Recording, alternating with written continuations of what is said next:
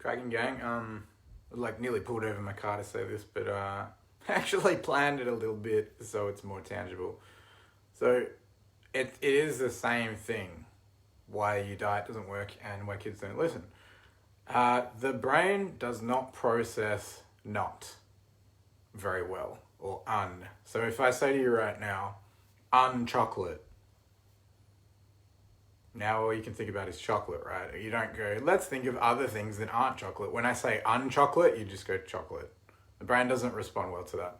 And certain languages don't have things like that, like a negative prefix and stuff. Like certain languages don't have that because it's stupid.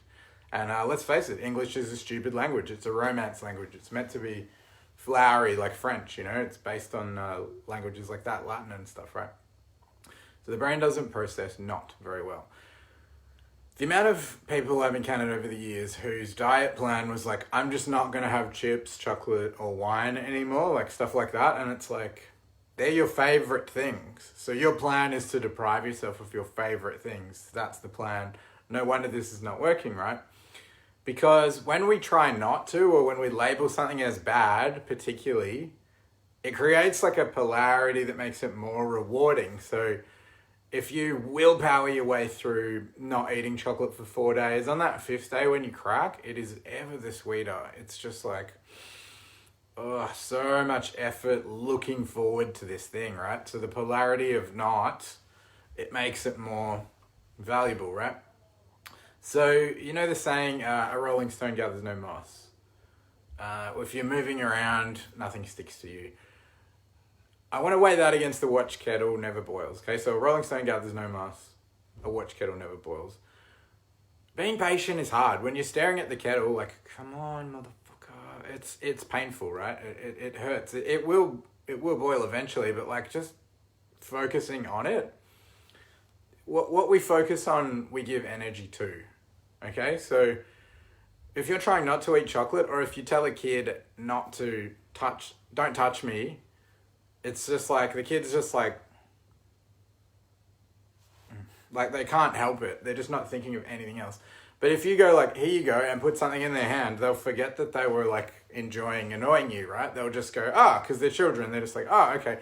But the same goes for diet and stuff. So if you're going to eat fruit every night instead of chocolate, it's not chocolate. It's like, fruit, that's my jam now. I'm moving towards fruit instead of away from chocolate.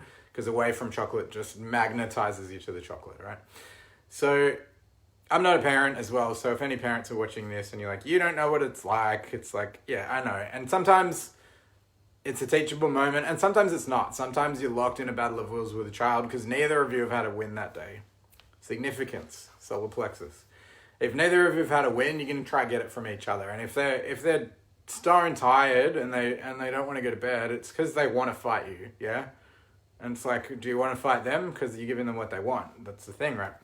And I'm saying this because I've done the same thing with girlfriends as well. It's like, if no one's had a win that day, hey, teacher, you're going to try drag it out of the child or out of your partner. It's like, I need this. I don't want to back down. I don't want to show weakness. And it's like, you could just like, you know, something that I found it really, thanks dude. Something I found really enlightening was I watched the Jocko Willink video about, you know, if you're going to get into a street fight in front of your girlfriend or whatever, it feels a lot like I can't show weakness or she'll lose respect for me. It feels a lot like you don't want her to think like, oh, my boyfriend's a bitch or whatever like that. Yeah, it's catchy, huh?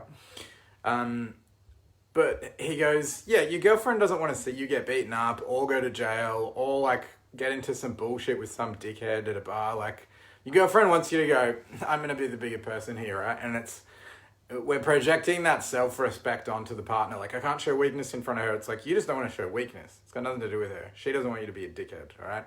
But the can't as well, again, the polarity. So instead of not fight, not chocolate, don't touch me, child. Don't touch the thing. Don't run on the...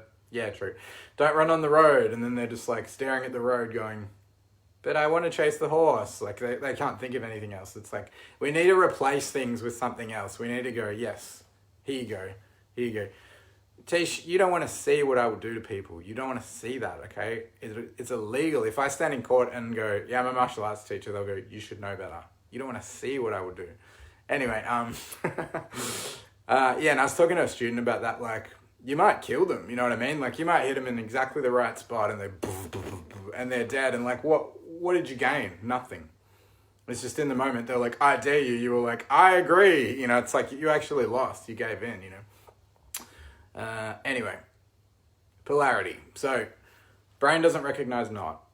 When you tell a child don't, they're like, do. Like, they just can't help it. It's if you try to replace chocolate with a banana, that might work because you're like, oh, this is pretty sugary and it's about the time of night I usually have sweets. This kind of works. This kind of feels it.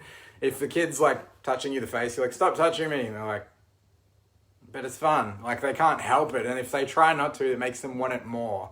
Same as the chocolate. When you tell your kid not to, they want it more. It's like, you're not helping them. Okay? Sorry, parents. I'm sorry, Rachel. But it's like, if you go, just go, actually, Rachel, you do this. I've seen you go play in your room. And they go, all right, you give them something to do instead of just telling them not to do the thing that's pissing you off, right? Because let's face it, a lot of the time with people, we pick the wrong instruction or choice because it's emotional. We're not really thinking clearly. We're like, locked in an emotional battle, and it's like we need to cut things off before they get to that point, which includes having a smart plan for your diet. Redirective. Okay, I didn't know that. I'm going to look that up. Redirective parenting. Well done. Awesome. That'll probably do. What was I talking about? Yeah, anyway, go easy, but be realistic with yourself, right? We got to replace things. You can't deprive yourself of chocolate, wine, and chips if they're your favorite things. If you're like, I'm going to replace chocolate with fruit because it's sweet, or what's something salty I can have instead of chips, you know, or I'm going to eat chips on the days that I run. Yeah, you need extra carbs. Like, be reasonable. The reason it doesn't work is because no, don't push the red button. Chocolate. You're just thinking about chocolate. It doesn't work. Don't think of the pink elephant. You can't. It's just going to hurt later. You're like, my diet. Oh, the chocolate tastes better with the salt of my tears. You know, you can get addicted to that as well. We can get addicted to failure.